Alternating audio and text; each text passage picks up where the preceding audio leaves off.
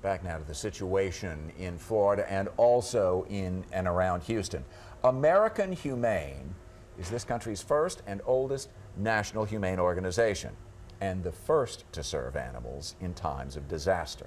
And they have deployed rescue trucks to the hurricane zones to help those animals displaced by Hurricane Harvey in Texas. Dr. Robin Gansert, the president of the American Humane, joins us now from Los Angeles. And it's good to have you with us today, Doctor. Oh, thank you for having me. Well, this sounds like a huge job because we hear about so many pets that were displaced by both of these hurricanes. Tell us a little bit about your efforts in rescuing these animals.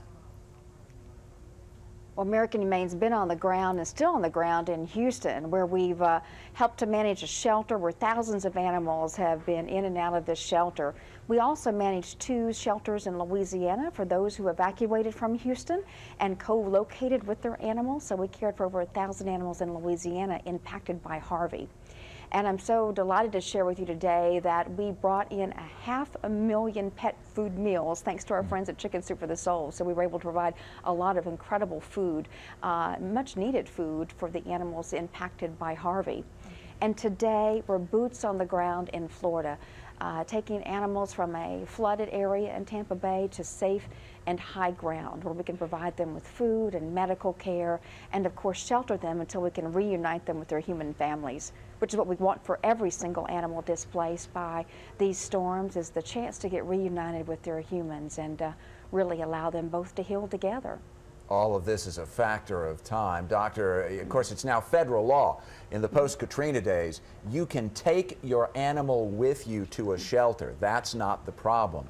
What is the problem, unfortunately, continues to be the fact that sometimes folks just pick up and go, and dogs are left behind, cats are left behind, other animals, things like that, and there are animals already in shelters. So the no question that the need is great. How do you address the big need? Because all of this takes time, it takes people, and above all, it takes money. It certainly does, and this is a massive logistical effort. We have all of our rescue vehicles now on the road, deployed to Texas and to Florida. It's a massive coordination of volunteers who fly in from all across the country to help their neighbors in need.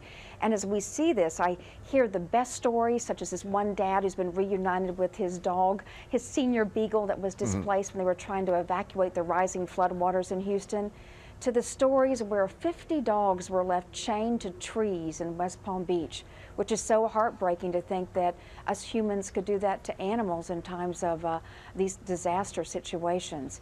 So it does take resources, and to learn more, you can visit AmericanHumane.org, and you can also learn how to volunteer, become one of our specially trained first responders to participate with us in these transport efforts and these sheltering efforts. There's that It's a all-important. lot of work, and we're so grateful to our rescue support. And there's that all-important call to action there. Dr. Gansert, who would ordinarily be in Washington, but she's out in Los Angeles for us today, but we're grateful for the chance to talk. Thank you, Doctor.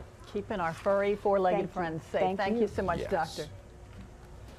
Coming up, live performance, a lot of